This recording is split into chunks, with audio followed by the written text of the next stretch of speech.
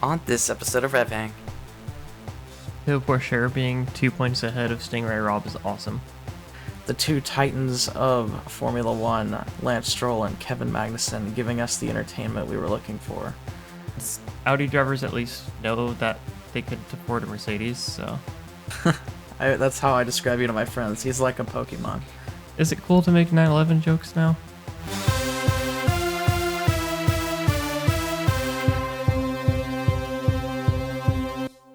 Hello everybody and welcome back to RevHang. I'm Nathan as always, and alongside me virtually is my good friend and co-host Ben Bagley. How you doing, Ben? Doing pretty good. Fighting off the allergies after spending a day outside doing yard work, but super worth it. Got a beer cracked, got some ribeye smoking, and I got some races watched. Nice. That sounds like a fantastic way to end your Sunday. Oh yeah, Yes, another we did have two. early or mid-spring day in suburbia. Yes, of course. Just your average spring day. Good stuff. We did have two races this week to watch. The Formula One Chinese Grand Prix and the IndyCar Grand Prix at Long Beach. A classic. Not so great this year, but that's fine. It's okay. It was One of okay. these days I want to go to Long Beach and just watch the race in person. That would be pretty cool. Yeah, a lot Plus, more accessible than Monaco, I would say, probably. Plus, vacation in California. I'd take it. Yeah. I love California. I've been there a few times. It's a great place to visit. Yes. Great place to visit for a couple days. Yeah. All right. So before we dive into the racing series, let's move into some paddock news. We've got a couple things this week. First off, Fernando Alonso has re-signed with Aston Martin on a multi-year deal. We do not know the exact details of that contract, I do not believe, but we know it is for several years. So, crucially, does that several signify through 2026, or? Unclear. I think, based on a couple of interviews and some context, I think that is the case. I think he, from what it sounds like, has an option to step away after 2026, or the team has an option to cut him or something. But point is, Fernando Alonso, the rookie he is still going to be in Formula One in probably the next 2 to 3 seasons at least. Imagine being the team that cuts Fernando Alonso when your second driver is Lance Stroll. Yeah. Yeah, that's Lance Stroll is kind of his saving grace, even though I don't think he needs a saving grace, but no, as we'll talk about during today's race. Yeah, for sure. But yeah, so he will be on the grid with Aston Martin, breaking all of our predictions. Although I do think this was the most likely and most logical scenario for Alonso. He's just, I think, in a really good spot in that team. He's obviously the team leader. Mm-hmm. He is the first driver. He is putting up consistently solid results on a weekly basis. And could possibly be in a competitive car in not only next year, but 2026. Aston Martin's projection has been only upwards, and well, at least in terms of their car's performance, I should say. Mm-hmm. But yeah, I think Fernando's in the perfect spot for him. I think another team move would only be detrimental to his career. Yeah, that's probably a good point. I don't know if we talked about it last podcast, but I thought it was kind of funny listening to interviews saying he's so excited for Honda to come back and do engines for Aston Martin because he had such a great experience last time he drove a Honda car. Yes, Fernando Alonso has been known to complain about Honda engines, but that was long before they had won a world championship in recent times. I think last time when he was complaining, the last time Honda had won a world championship, I could be very wrong, but I do believe, actually it would have been Braun GP in 2009, so I stand corrected. I was going to say back in the Honda McLaren days of the 90s. Like that. Oh, yeah. But I think Braun GP was, because that was the Honda team before Braun took it over for one season and eventually sold to Mercedes after that 2009 season in which they won the championship. So just some F1 history for you there. Yeah, that great little tidbit for you. Yeah. Um, in other news, Liberty Media, I'm not sure if this happened before last episode. I think I might have missed it last week or 2 weeks ago, but Liberty Media has acquired MotoGP, so we will see all of the fun uh, money grab schemes shift over to that series as well. Only $80 a year to watch all the MotoGP content you want. Yeah, yeah, it's the EA of sports entertainment. Um, so do with that as you will. I would assume MotoGP will probably become more popular as a result of this, uh, but Will the I'm sure racing there will get be better? downsides. Yeah. Yeah, that's the question there. Um, but who knows? Who knows what the future of that sport holds? We haven't covered that since season one, really, Yeah. of RevHang. Um, Not that it but wasn't really fun to watch, but yeah, it's a lot of racing, and I'd never really fully got into it. Truth be yeah, told. kind of hard to get into. I do not ride motorcycles. I know Ben does.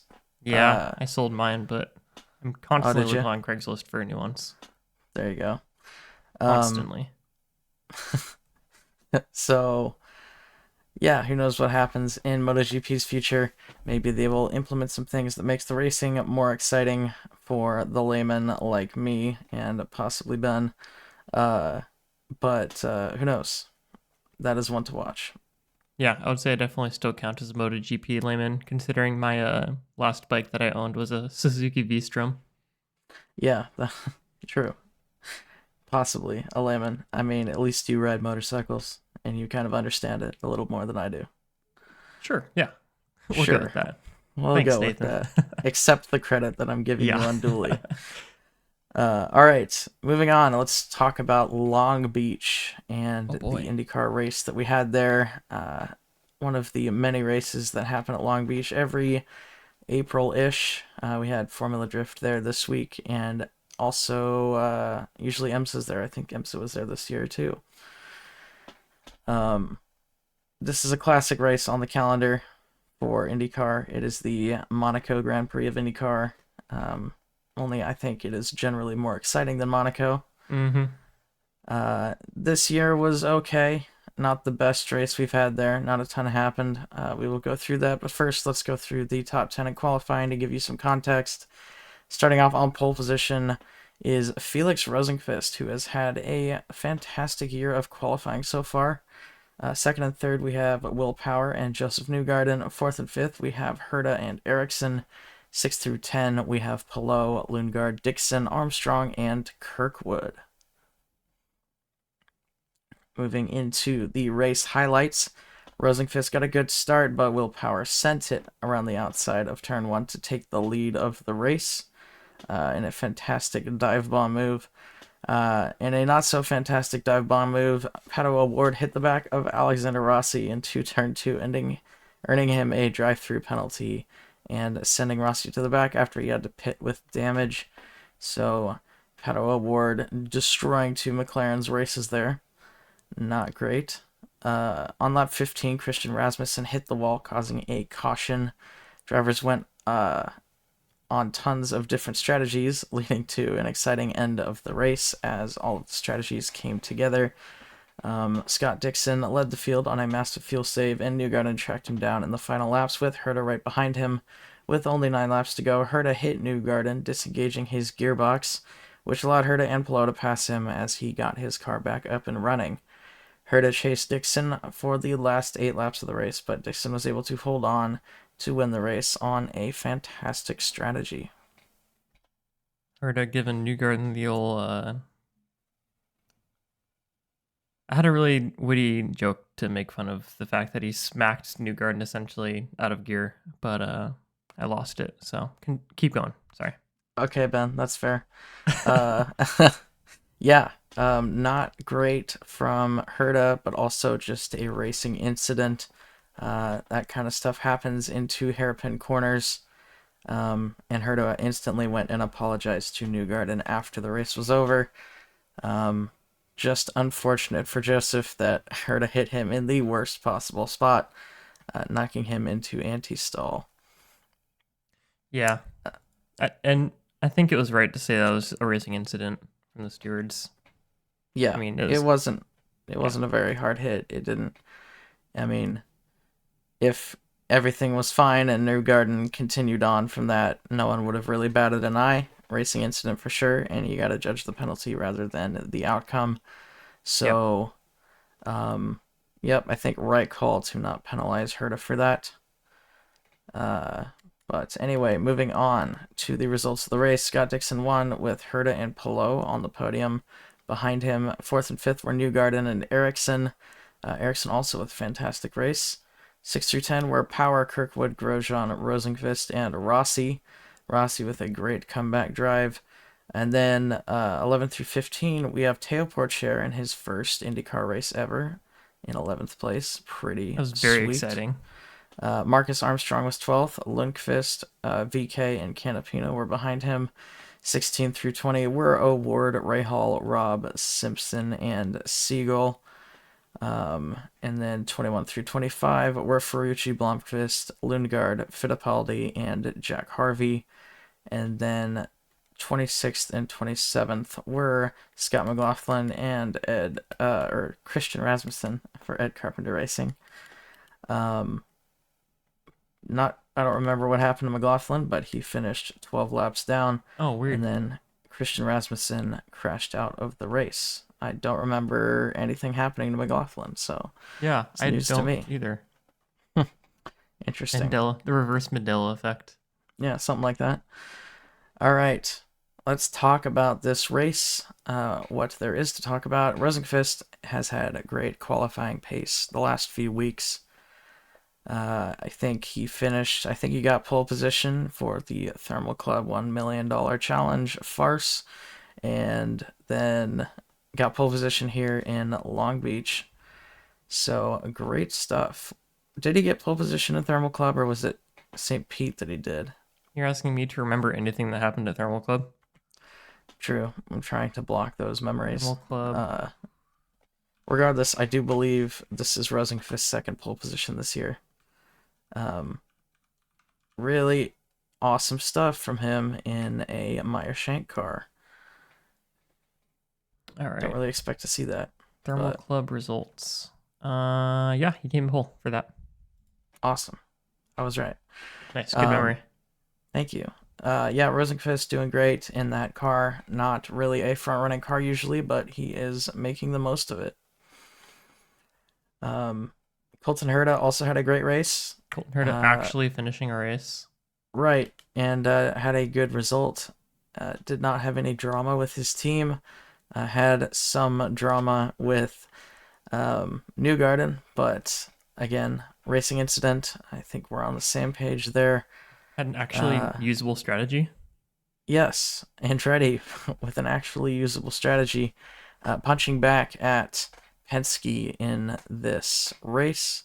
Yeah, Chip Ganassi also winning the street circuit. So Penske started off really well at St. Pete on the street tracks, and then falling off just ever so slightly in this one with Newgarden in fourth and Willpower in sixth. And yeah, after that, I forget who all the Penske drivers are. yeah. But Ganassi and Andretti are for sure gonna have to just be monumental to fight back against Penske. I think Penske is gonna be absolutely terrifying this year. yeah, I'm getting that vibe too. Newgarden looks real quick. Like the feeling of like the impending doom, like the shadow clouds like rolling across. Yeah. Well, if there's Newgarden dominance this year, I would not be against it. I have come to really like the guy after making a nice 13 and a half minute long documentary on him about a month ago. You can go check that out on the RevHang YouTube channel. Wow, I was just about to ask where I could watch a documentary about 13 minutes long about Joseph Newgarden. Yes, we do have one. In fact, I am proud of it. I need to get That is another really one good. out. Thank you. I need to get another one out. I've been a little bit lazy on the RevHang front the last couple of weeks. Need to start getting the reels out more consistently and another video. But work in real life has been a bit of a doozy. So, excuses aside, I will try to get another video out in the coming weeks. All right, Scott Dixon had a masterclass of a race, driving perfectly to a fuel-saving strategy and at the same time making it look like he was driving flat out the entire race. Yeah, crazy. Wild stuff. And then Teo Porcher is our last talking point here. Great first race, finishing 11th in his first IndyCar race after his first time driving an IndyCar was on Friday afternoon. Really impressive stuff. He just won the Formula 2 championship last year, and so he has to sit out of F2 this year. Not sure what his other plans are, but if IndyCar is one of them, I would not complain. That'd be If I so were cool. him, I would also hold out and wait to see what the Formula One drivers market does before he signs anything in the US. At the same time, wouldn't it be so cool if somebody chose IndyCar over F1 as their like essentially ultimate series after F2? That would be pretty nuts, but they did say that Teo Porcher has been an IndyCar fan since he was a little kid, so if it's gonna be anybody, it's gonna be him. That'd be pretty neat. That'd be a giant middle finger to F1 too.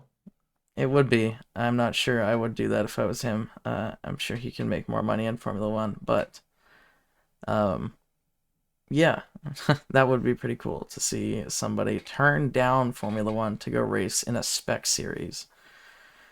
Yeah, not that I Uh, know anything about either series, but I bet IndyCar is way more fun. yeah, I've heard the cars are more fun to drive. I think no power steering, a little bit less horsepower, and no turbo, so it's a little Yeah. easier to drive, Although but also wrestle the car a maybe little more. wait, they're turbos, aren't they? Are they? Aren't Oh, they IndyCars are turbos? turbos. My Yeah. bad. Yeah, they are. No hybrid system though, No hybrid. That's what I was thinking. which Well, is yeah, potentially yeah. changing in some amount of years, maybe. Potentially. I think they're. I don't know if they're looking for a hybrid system or if they are just looking at uh, zero emission fuels.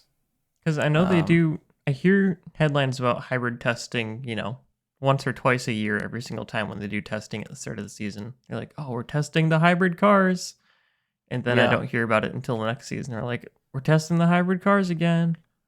it's true. I wouldn't be surprised if we got some hybrid cars in the near future. Everything is moving electric, so I would not be super shocked. I am interested to see what the Formula One engines are going to do to the championship. Um, I am loosely putting my bets on Aston Martin having an absolute great season in 2026. Uh, Moving to the Honda engines with Red Bull moving to Ford. Um, Well, Honda moving Honda to has a Ford lot in of air quotes. experience. Yeah, right. Honda has a lot of experience with the low emissions fuels and how to build engines that work with those just in their road cars department. Honda and Toyota are kind of the leaders in terms of sustainable fueled cars. Over in Japan, they have a lot more than they do here in the States. Um, so I wouldn't be surprised if Honda has a slight edge, and in turn it gives Aston Martin that edge. But who can really say? That's a year and a half away. Yeah. It has been interesting watching the regular car market shift away. Everything went towards EVs so fast, and now you're seeing automakers course correct big into PHEVs. So maybe it becomes more relevant for other race series, but that is an entirely other podcast, I'm sure. Yes, So I have many for thoughts sure. on this. All right, let's move into the standings for IndyCar real quick before we move on to Formula One. In first place in the championship is Joseph Newgarden with 87 points, followed by Scott Dixon and Colton Herta. Alex Blows in fourth, Will Powers in fifth, 6 through 10 are O'Ward, Rosenquist, Kirkwood, Rossi, and McLaughlin. 11 through 15, we've got VK, Erickson, Grosjean, Ferrucci, and Kiffin Simpson. If I can English. Uh, 16 through 20, we got Canapino, Rahal, Lundqvist, Armstrong, and Fittipaldi. And then 21 through 25, we've got Tom Blancfist, Teo Porcher, Christian Lundgaard, Callum Ilott, and Stingray Robb. And then 26 through 29, we've got Jack Harvey, Christian Rasmussen, Nolan Siegel, and Colin Braun. Teo Porcher Lots of being 2 drivers. points ahead of Stingray Robb is awesome. Yeah, yeah, and also Jack Harvey, who's been full time, Christian Rasmussen, uh, He's head of Lundgaard too. Lundgaard, only at 2 points behind Blomqvist. Yeah, Lundgaard, for some reason, has had an awful start to the season, which we're not used to. Yeah. Yeah, he got rookie of the year, didn't he? When he was a rookie? I believe so. Yeah. Yeah, he should have. Um, anyway, moving Anyway. on. Let's talk about the Formula One Chinese Grand Prix at the Singapore International Circuit, Shanghai, not Singapore. Easy there. Right, yeah, I'm jumping ahead a few weeks. Uh, What a wacky looking Shanghai, circuit. yeah, Looks like wild looking somebody took a circuit. fork and like a spaghetti bowl and like twisted it a little bit a couple Yeah, places. yeah, this is what happens when you throw a pallet band up in the air and then let it land on the ground. All right, sprint qualifying. This was the first sprint race of the year. We've got another one in Miami in a couple weeks. Sprint qualifying, new format. This was on Friday. We had Lando Norris taking pole position in a wet qualifying that caused havoc. Lewis Hamilton was second. Fernando Alonso was third, and Max Verstappen was all the way down in fourth place, followed by Carlos Sainz in fifth. 6 through 10 were Perez, Leclerc, Piastri, Bottas, and Zhou. Absolutely wild. Love it when rain comes out in qualifying. Yeah, rain is always fun in qualifying or the race. It's always the great equalizer.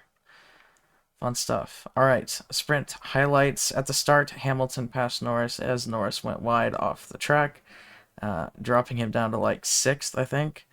On lap 7, Verstappen passed Alonso to take P2. On lap 9, Verstappen passed Hamilton to take the lead. So now we've got all the Verstappen overtakes out of the way that we knew were coming. On lap 16, Sainz passed Alonso after banging wheels with him and causing Alonso a puncture. In this mix, Perez passed the pair of them to take P3, and Leclerc passed Alonso for P5. Sainz defended from Leclerc by shoving him off the track at the end of the next lap, and then the lap after, Leclerc passed Sainz into turn one. Not a ton of action in that race. We kind of went over all of the main parts Yeah. already, but that one lap 16, was really fun to watch. Very Scorcher. exciting. Yeah. All right, the results of the sprint race. We've got Max Verstappen in first, Hamilton and Perez on the podium behind him, then Leclerc and Sainz. 6 through 10 were Norris, Piastri, Russell, Zhou, and Magnussen. And then 11 through 15, we had Ricardo, Bottas, Ocon, Stroll, and Gasly. And 16 through 19, running off the finishers, were Tsunoda and Albon, Sargent, and Hulkenberg.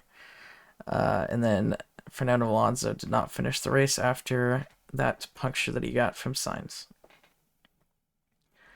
Moving into qualifying this week for the Grand Prix, Max Verstappen on pole position once again for the fifth or sixth time in a row. Perez was in second and Alonso was in third, followed by Norris and Piastri. 6 through 10 were Leclerc, Sainz, Russell, Hulkenberg, and Bottas. 11 through 15 were Stroll, Ricardo, Ocon, Albon, and Gasly. 16 through 20 were Zhou, Magnussen, Hamilton, Tsunoda, and Sargent. Moving into the Grand Prix highlights, Verstappen maintained the lead on the start, but Alonso passed Perez into turn 1.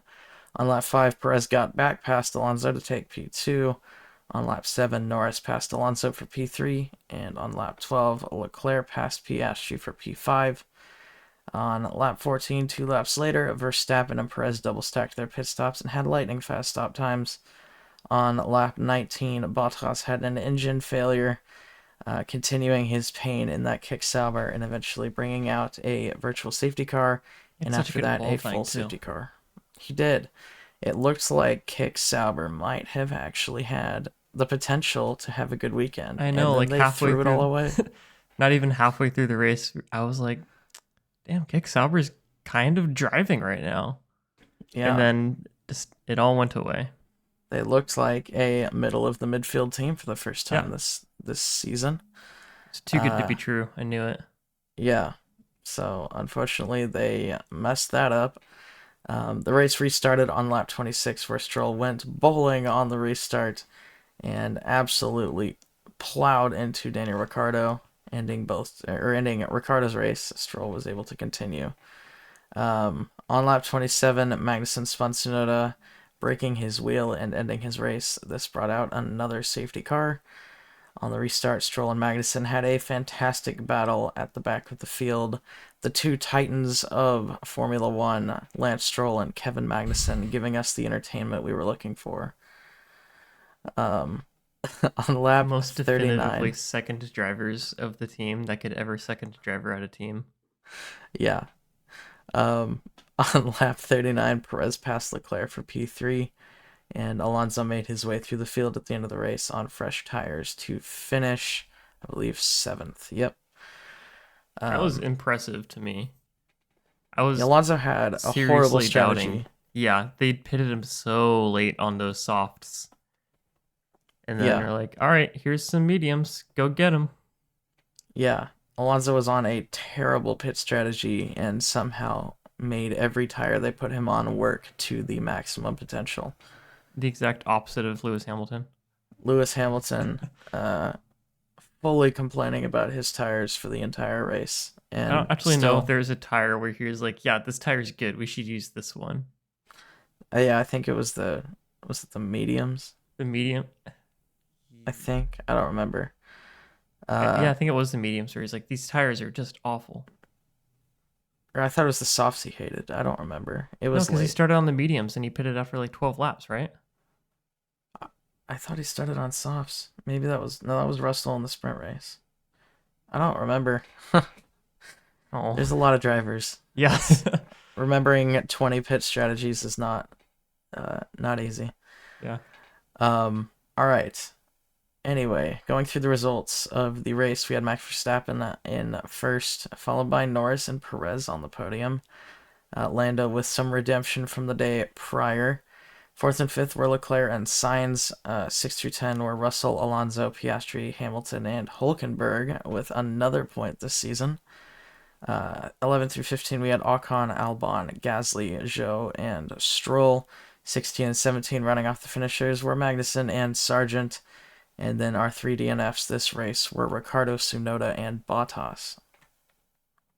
Adding that 10-second penalty to Sargent at the end just as like a final, like, take this, dummy. Yeah. Which, to be Um, fair, he did technically, break that pit or safety car rule or pit lane rule or whatever. Both. But man, that was close. I had to look through the rules myself. I tried to figure out what was going on. yeah. He did not beat, I believe it was Hulkenberg, to the safety car line when Hulkenberg was coming out of the pits, and then passed him under safety car conditions. Very close there, but technically it did in fact break the rules. So unfortunately got himself that penalty, adding to his pain. Not that it would have mattered anyway. Sargent was incredibly slow this week, Yep. like remarkably so. Yeah, even Uh, Albon, like, how far ahead was he? Not an insignificant amount. But even Albon was still buried in between two Alpines. yeah, Alpine actually had a decent race this week, finishing 11th and 13th, almost cracking the points, but not quite. Looks like Ocon was 2.8 seconds or 2.4 seconds off the points. Definitely progress, but not quite there yet. Yeah, maybe after summer break they'll be fighting for points. We will see. A lot of teams got upgrades this week, and so I think that leads to a lot of shakeups in the order. Um, but yeah, all right. Verstappen absolutely on another planet this week. Yep. Just nowhere close to anybody else. Lance Stroll on another planet this week, but for different reasons. Bro was high. Yeah. I don't know. Well, it's clear what he was doing. If you watch his onboard, um, on the first safety car restart, uh, there was a concertina effect where it's basically, drivers are slamming on the brakes in front of each other because of just the nature of safety car restarts. Um, and Lance Stroll was not even looking at Daniel Ricciardo in front of him, just absolutely flew into the back of Ricciardo, barely braked at all before that, and then proceeded to blame Ricciardo for braking for the corner. Yeah, hold on. I just had to Uh, look up what concertina effect was really um, quick on the website. I'm getting a bunch of artery phenomenon. I don't Oh, know. here we go. I don't know. Concertina It's effect in not. F1. Oh, Basically, it's just it's accordion. yeah. A concertina Okay. is an accordion for us uneducated Americans. Uh, I don't speak um, Italian. What do you want? no shade at you, Ben. That's not what I meant by that. But most Americans do not call them concertinas. Is what I mean by that. We call them accordions. If you think about it, on a safety car restart, especially when there's a hairpin or a long straight in the case of Mugello, which is where we saw this in effect last in 2021, to a much more extreme degree. Um, Basically, the race gets started, and at the end of the hairpin, drivers start driving quickly because everybody has started racing. And then they slam on the brakes right after they start going to make the corner like normal. This causes the driver behind to slam on the brakes even harder because they have to factor their reaction time to this in, which causes the driver behind them to slam the brakes even harder because they have less reaction time. And so the drivers will just keep getting closer and closer to each other until we see what happened with Stroll and Ricardo. Um, but The in this old case, Australia 2022 phenomenon. yeah, in this case, Stroll just was not paying attention and wasn't even looking at Daniel Ricardo. Uh, Flew into the back of him, um, destroyed Daniel's diffuser, ended his race, and then called Ricardo an idiot for braking and not going into the car in front of him, Yeah. which did not make Ricardo happy. Yeah. His interview after the race is pretty funny. Yeah, he is not pleased with Lance Stroll. Most drivers weren't, I Yeah, think. let's talk about Lance Stroll a little bit, Oh man, here we and go. more specifically Aston Martin. Uh, I truly believe, like I've already alluded to earlier, that Aston Martin in the next few years has the chance to compete for a title, um, or at the very least, race wins. And I think their only chance at having a title is without Lance Stroll. You're probably Uh, very correct in that, in saying that. I understand why he is in the sport. Everyone does. I can't fault him for it specifically. I think possibly Lawrence Stroll's pride in his son is costing his team very big Literal results. money. Yes, like You millions get of money dollars. for finishing in certain places. Yes, where you So finish in the championship determines what your payout is at the end of the season. And, you know, looking at how Aston's season is going, just looking at the standings, they're in fifth behind Mercedes. Uh, and that is pretty much all Fernando Alonso's points. yeah. Alonso has 31, Stroll has 9. Stroll has been nowhere near Alonso at all. And I truly believe that Aston would be in fourth right now if they had someone like an Alex Albon on their team. Oh, that'd be so cool. Plus, yeah, F1 is such like a marketing exercise too. Having somebody with as little presence as Lance Stroll, with as little performance as Lance Stroll, has got to be, especially when he does stuff like this, has got to be, damaging for an image too. There's only so much weight that a luxury marque like Aston Martin and a legendary driver like Fernando Alonso can do when you put him next to a guy who likes to bury his car into other people. Yeah, I mean, you're absolutely right. Just think about marketing from that perspective. Like, if you go up to a person on the street and ask them what they think of when they think about Aston Martin, they're gonna They'll say probably James say Bond. James Bond. James Bond, 100%. That is the marketing success of Aston Martin. I think they are a little bit past that era. I think they are probably in a place where they would like to be known for their Formula One uh, standings, like their where they are. Like if you say McLaren, people think fast cars and Formula One. Hmm. If you say Ferrari, people think fast cars and Formula One. If you say Red Bull, people think of a soft drink, but that is for different reasons. Yeah. Soft Um, drink, biplanes, mountain bikes, sailing. Uh, yeah. well, yeah, but I mean, if you think like Red Bull, if you think what's one past soft drinks, extreme sports. That is That's true. Yeah. that's what they're known for. I mean, every extreme sport out there, whatever you label as an extreme sport, you see Red Bull sponsorship. Yeah. Whether it's downhill mountain biking or ski jump or NASCAR, Hmm. you've got Red Bull everywhere. So they've done a really good job in that era. Probably the Mercedes, best. yeah, Mercedes was known for Formula One for a while, And probably honestly, still I would say are. that they're one of the car manufacturers who's still best known and more most closely tied to F1, aside from maybe Ferrari and McLaren. Yeah, that's true. I do think if you take that same litmus test though and go ask a person what the first thing they think of when they think about Mercedes is, they say luxury car Yeah, before F1 even enters their mind. Um, that's true. But does that really say more about our No, I can't go into that rant. I'm not gonna. No, okay. no Um, boarding. That's but any another podcast. Yeah, so many other podcast options we got here, Ben. Ben's thoughts on that asshole who cut me off on I-5 yesterday. Yeah, well, that's BMW, but they're not in Formula One, so At least BMW drivers do it on purpose. Mercedes drivers just aren't even paying attention. yeah.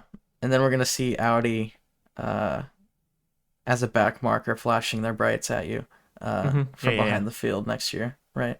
Yeah, at Um, least they're pretty closely tied to rally, so at least you have that. And Audi drivers at least know that they couldn't afford a Mercedes, so yeah, the more financially stable of the car manufacturers. Uh, I don't even think that's true, but it's fine. Um, you'll walk anyway, up to them and they'll say, I actually like the understeer. I like that my car understeers. Not like one of those dangerous BMWs. yeah, it's really good in the snow though. That's yeah, you gotta remember that. The bougie And Subaru owner. yeah. Anyway, moving on from this rant. Point is, I don't think anything about Lance Stroll is good for Aston Martin at the moment, Hmm. and hasn't been for a while. And I think this season it is becoming more glaringly obvious than it ever has been in the past that Aston Martin could be so much more Yep, if they got another second driver that was more consistent and less quick to blame other people for literally everything he does. very true. Um, if you I go wonder back if and watch Lance Stroll incidents, I can't think of a single time where he's come into contact with another driver and said, "Yeah, that was on me." there's a reason there's a verb calling getting strolled on the Yeah. internet. Well, that applies to a different thing, but yes, But people use it to describe when you get crashed into by Lance Stroll as well. It's that's almost fair. just as well used. Yeah. Um. So on this after this rant on Aston Martin, I think to summarize, please get somebody else in the car.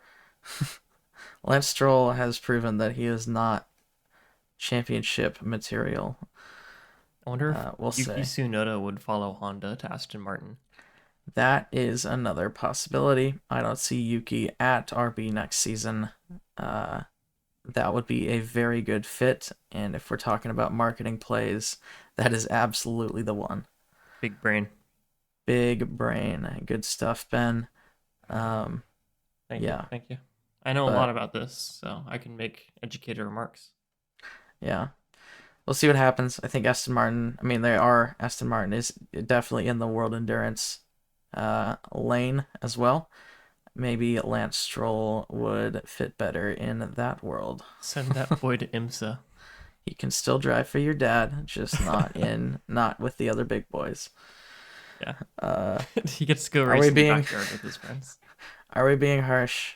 No. Yes, but I don't think it's undeserved. I think we've seen enough of Lance Stroll. All right. Negativity aside, what was I doing? Oh, it's time for Mean break. us Mean to break. continue our talking points. Never mind. Not yet on the main break, Oh. Ben. Okay. Ricardo beat Tsunoda this week, uh, as another talking point. Um, he did look faster than Yuki all week. Mm-hmm. This was Ricardo's first performance. I was gonna say good, but this is the first performance he's had that has been what we've expected from Adequate. him Yeah. all year. He did Uh, change chassis before this race, didn't he?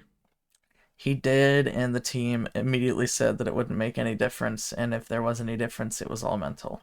So who knows if that's true, Who but it knows? doesn't sound like they're too quick to encourage Ricardo. Yeah. Um, it just, yeah. But he did beat Sonoda. He did what he needed to do. I think he probably earned himself a little more Leeway. sympathy from Yeah. RB and leeway.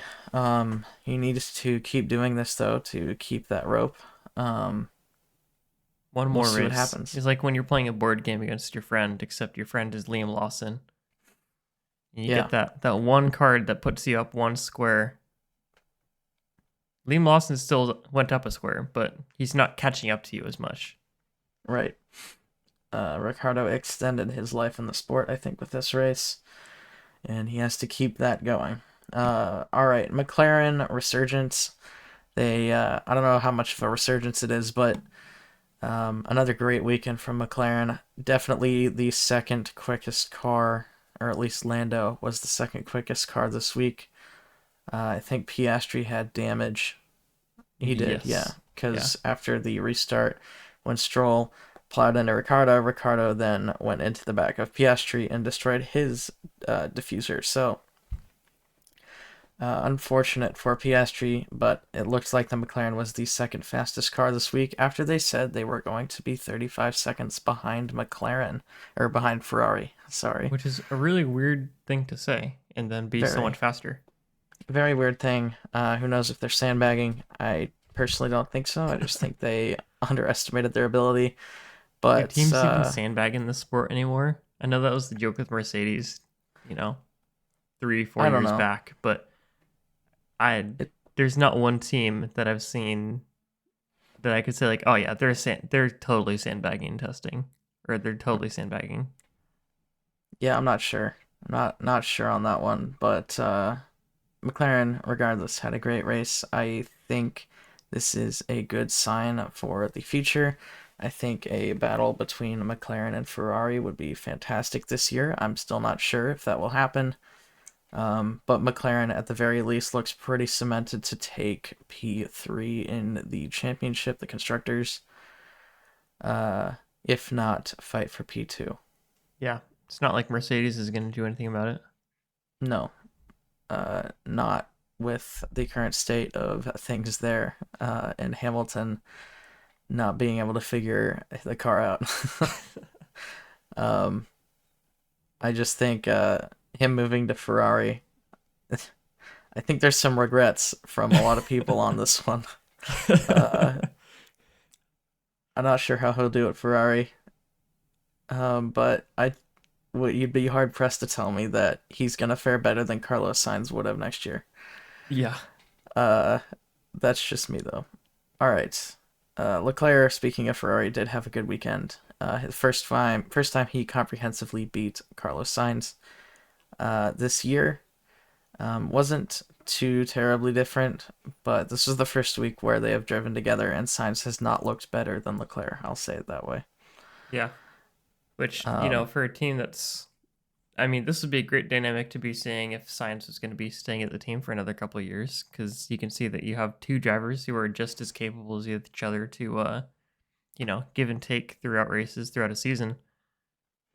But, Yeah, that just loops right back to the Hamilton to Ferrari debate, so we can. I'll be quiet for a little bit. Okay. I'm being circular. All right, Ben. Now it is Yes. time for the meme break. I know you've been excited for this. Meme break. Meme break. Do I want to show my head for this? No. Uh, you can, yeah, do that.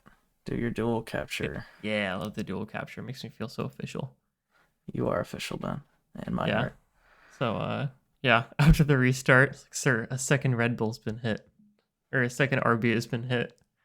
Uh the are we allowed is it cool to make 9/11 jokes now?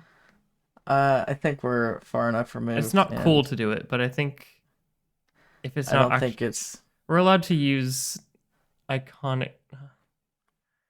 Oh, I will say this, Ben. A solid 85% of our audience, all over all platforms, are between the ages of 18 and 25. Some, the majority of them probably were not even Zoomers, yeah, born. So Zoomers are I chill with think you're 9/11 good. jokes. Yeah, yeah, pretty good. We weren't old enough.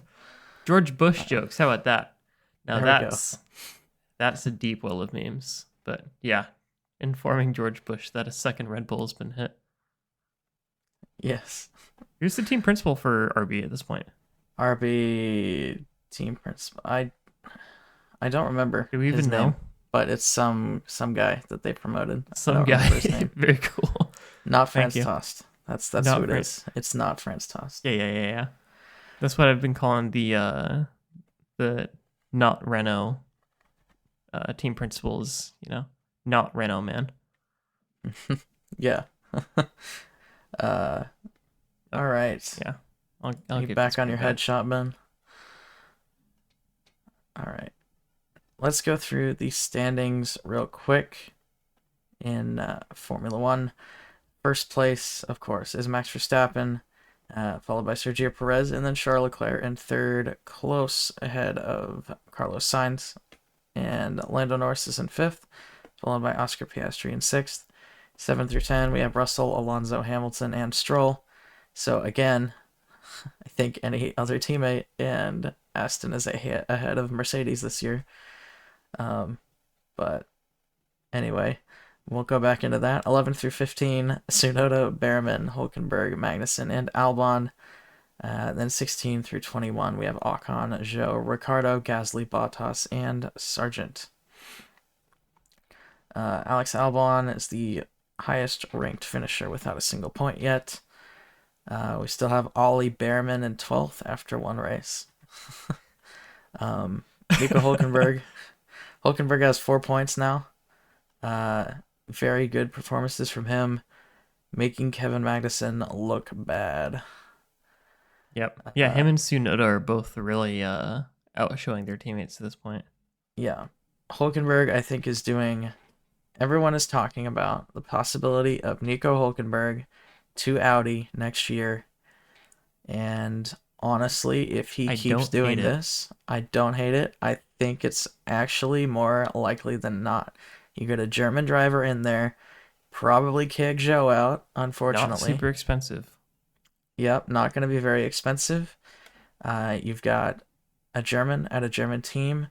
If you do come out swinging like you anticipate in 2026, you've got a driver who is consistent, and everybody would be rooting for your team because we all want to see Nico Hulkenberg score a podium.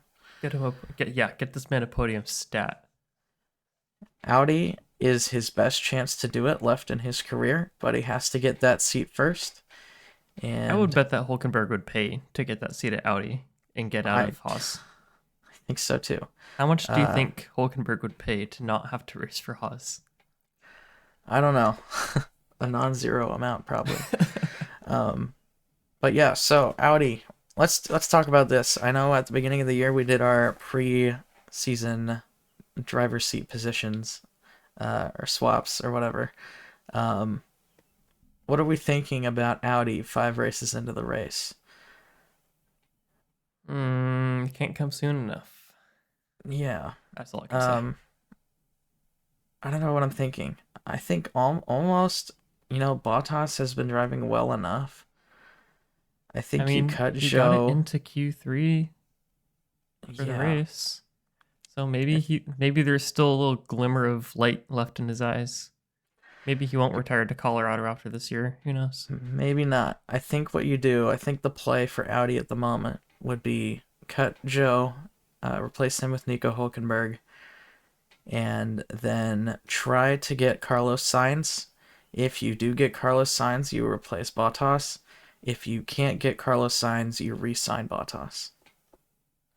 There you go.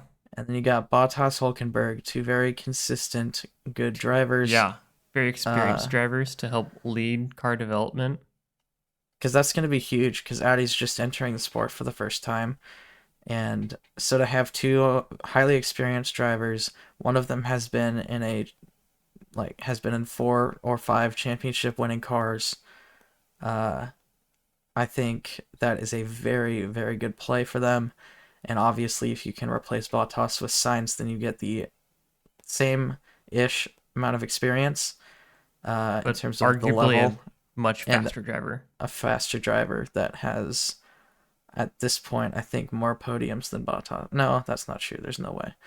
Uh, We've got a few years for Sainz to catch up to Bottas's podiums. yeah.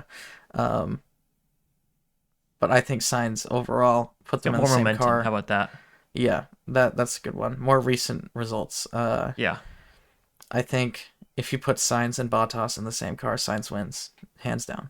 Um, but I mean, you never know, obviously, unless you do it. But Yeah. Plus, uh, again, F1 is marketing. Bottas is great for marketing. It's probably oh one yeah, of the main things keeping mind share of Sauber in anybody's mind is, oh yeah, Bottas is the really cool guy. yeah, and I mean, I think honestly, for Bottas, if he's looking to find a smooth exit out of Formula One, smooth transition out, not looking to pick up big results, just want to pull a Kimi Räikkönen and do it as a hobby. Um, moving to Haas, I think would be good if he gets cut from Sauber and Hulkenberg leaves Haas. Bottas to Haas makes sense because Bottas, as we know, is an honorary American, Yep. He's honorary been granted it. Australian. Yeah. He basically lives here. When he's not racing, he's in Colorado, Racing um, gravel bikes. racing gravel bikes with his significant other. Um, Just drinking beers and riding bikes. yeah, drinking beer, gin, riding bikes, doing all the Swedish thing We or should not all be Swedish, so Finnish lucky. things in America. Um, yeah, I think Bottas to Haas. I think that's a good fit for Haas and for Bottas. If he's looking to exit the sport, if he's looking to move up, I don't see that in his cards, but I would stay at Sauber if he wants the best chance, if he can. Yep. Um, so yeah, I that's think Williams another might actually tangent. be another good place for him. Williams would also be good. His first team was Williams. That was the team that brought him on. Full circle. Uh, Replace Sargent so next year? absolutely full circle. I think Williams has other options on the table that are more exciting than Valtteri Bottas. Yeah. Yeah, no, you're Um, right on that. so I still see Antonelli going to Williams. Uh, possibly. I mean, it just depends on how the rest of his F2 season goes. But you got Antonelli. Who else do you have on option? Probably Teo Porcher will be available. No, we've already Um, decided he does from IndyCar. He doesn't have a choice. He has to stay in IndyCar. yeah, if only. Sorry. Uh, Ollie Behrman is a contender for a Haas seat. Um, I don't know. There's a lot of things. The driver market is still wide open. I know I said last time that once the first domino falls, they're all going to fall. Alonso to Aston Martin did not really get that chain going, but uh, I still hold that once a big team gets their driver, things are going to start slotting into place a lot quicker. Yeah, I agree. All right. Did we go through? We went through standings, right? Yeah. Yes. I don't think we went through constructors. We So did we got not. Red Bull, Ferrari, McLaren, Mercedes, Aston in the top five, and then RB, Haas, Williams, Alpine, and Sauber in the bottom five. Sauber in last place, still cannot figure out how to run a Formula One team for some reason. Alpine moves up to ninth. I think they might have been in ninth after last week anyway, or last race. Still Alpine with the slowest car, just Sauber with the incompetence. We say this as armchair experts, of course. Yeah. We know a lot, but we can't do a lot. Obviously. All right, let's move on to the pit stop championship. We got Red Bull 1 and 2 with the first sub 2 second pit stop of the season. Yeah, Emily pointed that out to me. He's like, she pointed it out to me. He's like, they just did a second double stack, and Max Verstappen was under 2 seconds. And I was like, what? Yeah, I completely missed it. I didn't even realize because it was too fast for me to actually like zone in and realize that it had happened. I didn't start paying attention until Perez was like halfway through his. Yeah, so Red Bull had 2 double stacks this race. Both of them were very, very good. The second one especially. Verstappen had a 1.9 second pit stop. Perez on the second one I think was 2.1. And then Perez's first pit stop on the first double stack was 2 seconds flat. So very, very good double stacks. Both double stacks had under 2.2 seconds for both cars, which is ridiculous. Ludicrous. In third place, we had Lando Norris in the McLaren with 2.2 seconds. Fourth and fifth, we had Tsunoda, Piastri. 6 through 10, we had Ricciardo, Leclerc, Sainz, Hamilton, and Russell. So, quickly going through our pit stop championship standings, we have Verstappen out in front, followed by Perez, Leclerc, Norris, and Hamilton. Sainz, Tsunoda, Piastri, Ocon, and Russell in the top 10. Then we got Alonso, Gasly, Magnussen, Hulkenberg, Ricciardo. Ricciardo scoring his first points in the pit stop championship this race. And then 16 through 21, we have Albon, Stroll, Behrman, Sargent, Zhou, and Bottas. Both Sauber drivers are yet to score points. Do you think they will score points this season? Yes. Oh, okay. Yeah, they'll score points this season, but it might be a while. If they don't, I don't know what I'll do. I don't know. We got to make a bet for this, right? I'll take a shot of hot sauce if they don't score a point. If a Sauber driver does not score a point, or if Sauber as a team does not score a single point, I will take a shot of hot sauce on the podcast. I get to choose the hot sauce. No. Okay, that's unfortunate. Or I'll let you choose it, but I get to veto. You get veto power. I'm not going to injure myself on the internet. But I wouldn't do that that's to what you. That's what gets engagement, right? Yeah, I wouldn't do that to you. Yeah, it would be uncomfortable, but it wouldn't cause lasting damage. All right, you know what? I'll let you choose the hot sauce then, Ben. We'll do it at the end of the final episode if I need to do it, because I probably won't be able to talk after I take the shot. So you will wrap the last episode. Well, I have to hang the sword above my head, and if they do score points, I have to take the shot. That way, no matter what, we get content. Oh, so if Sauber doesn't score any points, we both take a shot? If Sauber doesn't score any points, then I have to take a shot. Oh, I see. So if Sauber doesn't score any points, you do. If Sauber does, then I do. Is that what you're saying? No, flip it, because you think that they are going to score points. Okay, right? So if Sauber doesn't, then I take a shot. If Sauber does, then you take a shot. Yeah. Okay. Yeah, I'm glad we got that figured out. Guaranteed brain dead for a little bit. Yeah, guaranteed content no matter what. I'd say we got to write it down, but I know someone that's going to hold me to it no matter what. So this is I was going to say this is good, but now I'm concerned. All right. Team championship, we got Red Bull, Ferrari, McLaren, Mercedes, and RB, and then Alpine, Aston Martin, Haas, Williams, and Sauber. Yep. It's very illuminating on the pit strategies of teams too, because generally pit strategy is also kind of influenced by how fast you think you can do your pits. Yeah. All right. Moving on to the overtake of the week. We've got Fernando Alonso on Sergio Perez on the first lap of the Chinese Grand Prix. Went all the way around the outside of turn 1 on cold tires. Lap 1, kept it clean, made it stick, almost overtook Verstappen as well.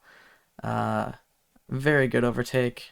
Wasn't anything too crazy in terms of dive bombs this week that were successful and didn't end up destroying Daniel Ricciardo's car. Um, but There were yeah, no passing attempts that didn't end up destroying an RB. true. uh, yeah. Or Pato Award destroying his teammate's car. Classic. Yeah, classic stuff. All right, weekly predictions. Let's talk about last week's predictions and start with the Long Beach Grand Prix in IndyCar. Pole position went to Felix Rosenqvist. What do you got, Ben? Speaking of award, I had a word for this. I had Grosjean. Uh, then The podium went Grosjean to L. yeah, common. Uh, Podium went to Dixon, Herta, and Pelot. What was your podium, Ben? I had Herta, Dixon, and Lundgaard. Putting my faith in the wrong past rookie driver. Well, you got 2 out of 3. I had I'll take Grosjean, it. Dixon, and Kirkwood, so I got 1 out of 3. I think that actually might be one of my best predictions so far, is having 2 out of the possible 5 different options. Yeah. uh, Winning pit stops was 2. What'd you have, Ben? I was hoping for 3.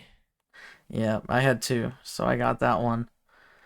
But I think you said last time you wanted to do 2, but you wanted to be different as well. So Yeah. in spirit, we'll give you that point. I've failed some classes failed some practice classes because I simply wanted to do them differently than everybody else. There's your problem, Ben. Contrary nature, I'm like a Pokemon. That's fair. That's how I describe you to my friends. He's like a Pokemon. It's like a contrary nature Pokemon. All right. Chinese Grand Prix. Top 5, to remind everybody, was Verstappen, Norris, Perez, Leclerc, and Sainz. What was your top 5, Ben? Well, there's no reason to be contrary about Verstappen being in first. Had Leclerc after that, and then Perez in third, Sainz in fourth, Alonso in fifth, and I had Tsunoda as my dark horse. The one weekend where Tsunoda was not a good choice for a dark horse, apparently. Yeah. I Alonso had was so close to that fifth place so too. close. I could taste Yeah, it. almost. I had Verstappen winning, and then I got the rest wrong. I had Perez, Sainz, Norris, and Leclerc, which actually was the top 5, but I just got them in the wrong order. Yeah. And then my dark horse was Lewis Hamilton, who had a great race, but after a poor qualifying, that was never going to happen. LOL at Hamilton being put as dark horse and not even making it into top 5 anyways. Yeah. Not even making it close to Bro's top given 5. very nearly the lowest level of expectations and still failed us. All right, fastest lap went to Fernando Alonso. What'd you have, Ben? That was Leclerc. I did not expect Alonso to come up with the fast Scortron mediums. Yeah, I had Verstappen. Both got that wrong. And the driver of the day went to Lando Norris. What'd you have, Ben? I had Verstappen. And I had Alonso. I think That was Lando Norris. I feel like Alonso deserved that more than Norris. Yeah. I don't know. I think if Norris we're had a talking good about drive, but Alonso had some heroics. yeah, if we're talking about pure driving, having to pass people, I think Alonso deserved it a little more. I think in terms of the drive overall, I think Norris earned that. I think it was pretty close between the two of them. I think Lewis Hamilton should have been in that conversation if we're talking about overtakes and driving. If we're talking about pure entertainment, Zhou Guan Yu should have been up there. Yeah. He was overtaking people left and right after the worst of pit strategies from his team. And then if we're giving it to the person who provided the most entertainment, it goes to Lance Stroll and Kevin Magnussen. Definitely one of the drivers on the day. Yeah, one of the drivers of the day. Got a lot of options. I think Norris and Alonso were the two most deserving, though. Yeah. Yeah. Lando Norris has been winning driver of the day all the time for the last year and a half. Too bad they're not worth actual points. Too bad indeed. All right. IndyCar Grand Prix of Alabama. Will it be the Children's of Alabama Grand Prix, which we always Children of the Corn Alabama Grand Prix? Children of the Corn, or a little too far south for that, but oh yeah, this is I'm not going to go any further into that. Things are anyway. Pole position. What do you got, Ben? I have power for this one. Okay, I've got Newgarden. Podium. What's your podium? Dixon, Power, and Pelot. A couple of Penske boys. Solid Penske boys. And then we got. I have Newgard and Grosjean and Pelot. Still on that Grosjean train, huh? You just never learn, do you? I never will learn. Ready to be hurt again. I I think every time he joins a new team, I'm hopeful, and then I remember eventually, about halfway through the season, that it's Grosjean. Uh, Man is so I not in think F1 anymore for a reason. if we get an oval race under our belt, I think after that I'll realize what I've done. But because By then it will Grosjean and have been ovals too don't go late. well. I want It's him okay. to I win. finally learned to stop putting Herta on my podiums every single time. I've There been you go. Herta too many times. You've been hurt too many times. Uh, yeah, we'll see how long it takes me to get off this Grosjean train. I don't think too much longer though. If we once we see an oval race where he crashes out 2 laps before the end of the race, I think that will You get it out of your system. jog my memory. Yeah. All right, winning number of pit stops. What do you got, Ben? Going with 3 again. Eventually 3 will be the number. And I've I'll be got correct. two. I've got Like two my winning again. lottery number. I almost put one, but I don't remember what happened last year. So, I don't either. all right. Moving on to the Miami Grand Prix in 2 weeks' time. What do you got for your top five, Ben? I've got Verstappen, Perez, Alonso in third. Gonna give him the podium this time. Let's hope he doesn't mess it up.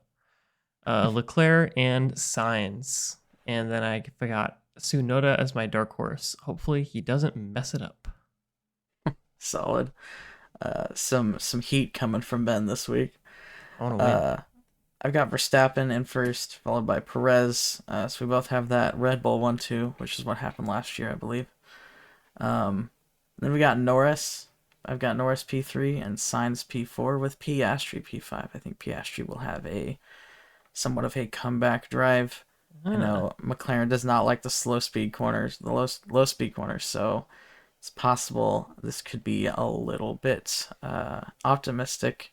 Maybe throw Leclerc in there instead of Piastri. But I'm It's going with fun. Piastri. It's a fun little risk. I'm a McLaren fan. I gotta represent. All right. And my dark horse was Nico Hulkenberg, who has been driving fantastic. You think he's going to break a little further past than the bottom, 8 places this time? I was looking at my options for dark horses. I cannot count Alonso as a dark horse in good faith, and I can't count Leclerc. I can't count Stroll, and that leaves Hulkenberg as my next option. So you already used Hamilton. You have to put Hamilton on cooldown. I literally typed Hamilton the first time I put this in, and then I remembered I did last time, and I was like, okay, I gotta calm down a little bit. This is the Sergio Perez Shade podcast, not Lewis Hamilton. We haven't talked about him at all this podcast. No, we haven't. I had to throw one in there. There you go. Good catch. Good catch. For completion. Anyway, fastest lap. What do you got, Ben? I have Verstappen for this. I've got Sainz, and then driver of the day. What do you got? If Alonso gets a podium, Alonso gets driver of the day. This is most likely true. And then I've got Sergio Perez. Yep. So this is for sure one of the races that I associate with Perez the most is the Miami Grand Prix. It's one of the few that he's won, I think. Yeah. We'll see what happens. Street circuit, he's good at those. Close to Mexico, not quite as close as Austin, but he's gonna have the home field. There's a lot of history there that we should not get into. We could, but I don't know enough about it. I don't know what history you're speaking of. Well, Florida and Oh yeah. Okay, I got you. All right. Yeah. Anyway, that's a whole nother podcast. Go listen to what is it? Drunk History. That one's a good one. Yeah. For the Spanish American War. But don't. Yeah, it's not. Was that actually part of the Spanish American War? I don't know. Florida? I'm making things up. I made it up. Source. It's revealed to me in a dream. I know it was a Spanish territory at one point. Yeah. As far as I'm getting. I'm an engineer. Moving on. Yeah. I didn't take history in college. All right. We have a question before we get on to Ben's words of wisdom. Once again from Omega Echo Kane. If you could remove one rule from racing, which one would it be? First I of all, I would have just like to say I read that as Omega Choke Chain. it's I apologize. it's close. Uh, all right, one rule we could remove from racing. I've got well, okay. Here's the thing: there's so many different series with so many different rules that we can't really remove a rule from racing. I guess we could. What's a Is there a, universal rule in the racing, I problem guess? is universal rules in racing are pretty good. They're pretty useful. It's a very small list because most of the rules come from the series. Um, are we going racing in general, or let's go Formula One because I think Okay. racing in general is pretty solid. Uh, so Formula One, there's two that I can think of off the top of my head immediately. Okay. Uh, First one is I think teams should not be allowed to change tires under red flag conditions. Ooh, interesting. The second one also revolves around red flags, and we see it most prominent in the Monaco GP. I think we need to get onto the IndyCar rules in qualifying of if you cause a caution or a red flag during qualifying, your fastest time is deleted. Ooh. Yeah, that's a good one. I can definitely see how that's very Monaco related. Yes. I mean, we've had what, three of the last four Monaco Grand Prix have drama around red flags causing someone else to take pole position that wouldn't have otherwise. Uh, Usually the person who benefits is the person who crashes. Yeah. That's kind of the main reason. But it happens in more than just Monaco. It's just more obvious in Monaco because generally every accident in Monaco becomes a red flag. Uh, but if you crash in another track, you probably cause at the very least double wave yellows. Which, if you heard that thump, I'm sorry, I don't know what just happened. uh, anyway, if you cause a double waved yellow, pretty much everybody that goes through that sector is going to be compromised by it. So um, that would be my rule. I don't know if you can think of anything else, Ben. The first one that I can think of is oh no, I just lost it. No, I had it. It was mm, what was it? I think it was something to do with red flags, but I can't. Oh, I would get rid of the no refueling rule. Actually, yeah, there you go. No refueling. Yeah, Yeah, I can see bring that back too. refueling. Yeah, that's a solid one. I And think I would also get rid of. This isn't really a rule change, but I would get rid of wet weather tires and make the intermediates farther away from slicks. that was actually going to be my second one: is stop having red flags when it's raining. Yeah, make the intermediates just the only wet weather tire. Give it make it slower than the slicks than it currently is. And don't make it To so it can degrade down into a slick if you let it go for long enough. right, I want to see it just absolutely fall off if it's uh dry. yeah. Well, see, we're in this thing right now where it's like in changeable conditions where it's just sprinkling. It's close enough to where you can put intermediates on when it's just very, very lightly raining, and Mm-hmm. it's as good as slicks, if not better. Uh, but then you've got this huge zone where it's like all intermediates, and then it gets to this very small zone where wet weathers work before it's red flag because there's Yeah, too by much then it's rain. red flagged. So we never see the wet weather tires anyway because if there's enough rain to warrant them, then the race gets red flagged. So why not remove the intermediates, put them farther away from softs, closer to the current wet weather tires, Just like one wet to weather tire. to make it harder to decide whether or not to go onto intermediates or stay on slicks, so that Hmm. if there are some sprinkles, you are encouraged to stay out as long as you can. Interesting. Just Um, carnage. yeah, I think it would create carnage, yes, but I think at the moment the slicks and the intermediates are too close together. Yeah, I like that. I don't know what rule that's related to, but I would get rid of that one for sure. Yeah. All right, that's some bonus content for you, Ben. Speaking of bonus content, do you have any words of wisdom for us this week? I had a couple to choose from. I already told you one that I was contemplating, but I don't want to single you out too much. So I'll save that in my back pocket. Um, I think today's would be internet security and making sure you have, okay, so super like light level, but making sure you essentially have like an up to date enough router that you have like up to date security standards, and then just making sure like using like a guest network or something like that for your Internet of Things devices, and making sure you're using like WPA2 or WPA3 for whatever devices are applicable, just to shore up your security. The government already knows everything about you, but random regular people can still get access to it, and it's good to make sure that they don't have your spicy pictures that you send to all your friends. Yeah, I know that's a problem with you, Ben. Yeah, I have a lot Uh, of spicy pictures. um, all right, good stuff, Ben. Thank you for that. We are not sponsored by any VPNs yet, but maybe in the Yes, future. there are Uh, dozens of them. One they of them seem has to to pick us up. they seem to like to throw money at podcasts. The internet.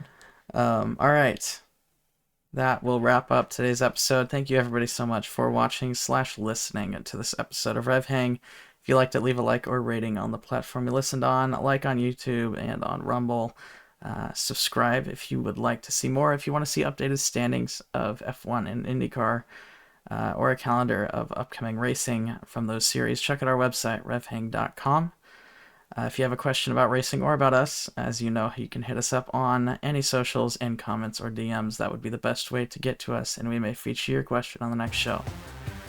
You can follow Ben on Instagram at BenjiMeetsWorld and myself at 2N_squared. You can follow the RevHang page on Instagram, Twitter, TikTok, anywhere at RevHang Media. We'll be back in 2 weeks to talk about the IndyCar Grand Prix of Alabama and the Formula One Miami Grand Prix. But until then, I've been Nathan. And I'm Ben. Thanks for hanging out. See you later.